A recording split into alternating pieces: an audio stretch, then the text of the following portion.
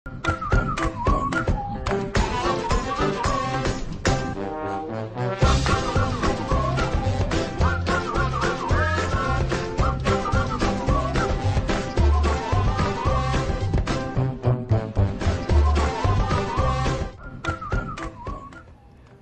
Luigi Pralangga, jadi Anda selesai program semacam cross cultural program berapa bulan tuh? 3 bulan waktu itu. 3 bulan, misalnya kita mulai Juni sampai September gitu ya.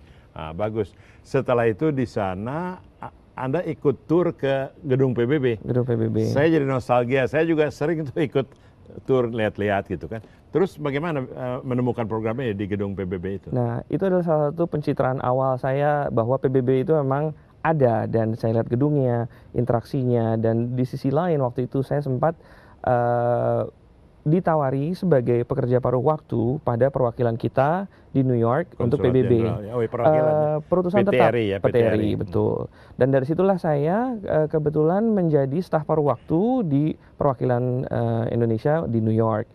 Nah, pada saat saya mulai menjalani tugas saya di sana sebagai asisten penasehat militer di sana. Kok militer? Emang ada keahlian gitu?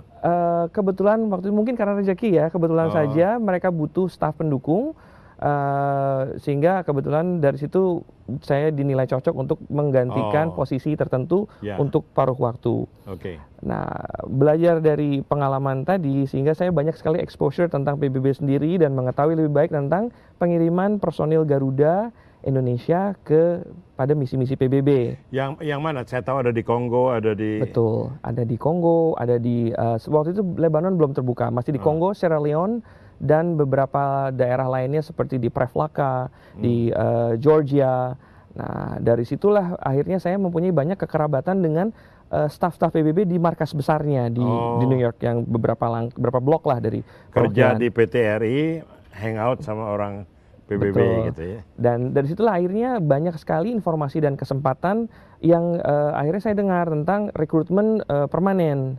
Sehingga saya manfaatkan kesempatan itu untuk ikut ujian masuknya. Jadi Anda itu sekarang staf permanen PBB? Di Sekretariat New York. Dengan gaji, pensiun, dan cuti? Alhamdulillah. Nah, sekarang Anda ditempatkan di Irak, apa tugas misi Anda di Irak? Pertama inilah, berapa orang? Soalnya saya lihat yang paling besar ini misinya itu di Darfur, which is Sudan Selatan ya? Darfur masih di Sudan, belum Sudan ya. Darfur 25.248. Kalau yang sekarang di Irak ada berapa orang?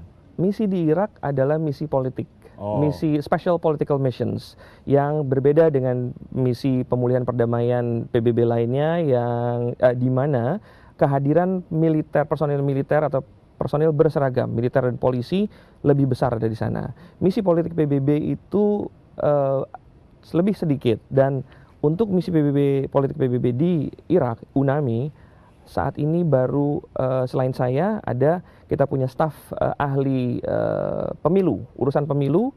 Pemilu Irak tentunya. Pemilu, ya, pilkada Irak, pemilihan gubernur dan segala macam yang diawasi dan dibantu oleh PBB, itu 1 orang. Sebelumnya ada beberapa tapi sudah rotasi, sudah pindah ke misi penugasan yang lain. Jadi berapa totalnya di kantor Anda di Baghdad gitu ya? Di Baghdad 1 orang dan saya di Kuwait 1 orang.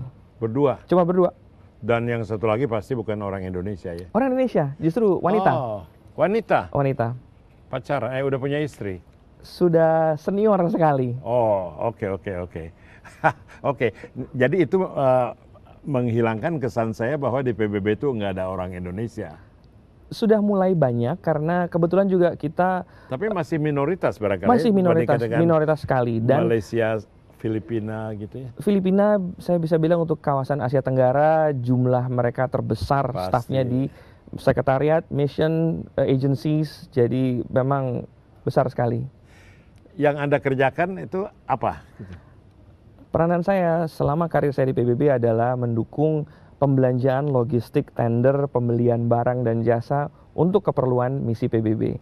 Harus tahu dong kalau di Irak di mana orang mentenderkan kursi, kalau di Liberia tender obat.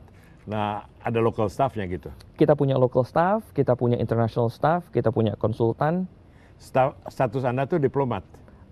Tidak setara diplomat, tapi kita international civil service. Oke. Cuti ke Indonesianya berapa sering?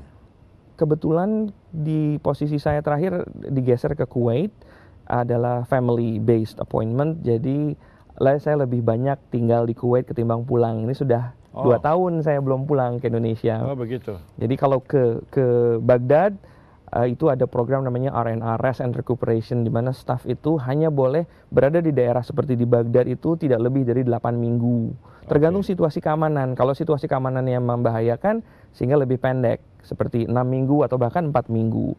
4 minggu staff itu harus keluar cuti, kalau enggak dia bisa gila. Setidak aman apa lokasi yang pernah Saudara Luigi alami gitu?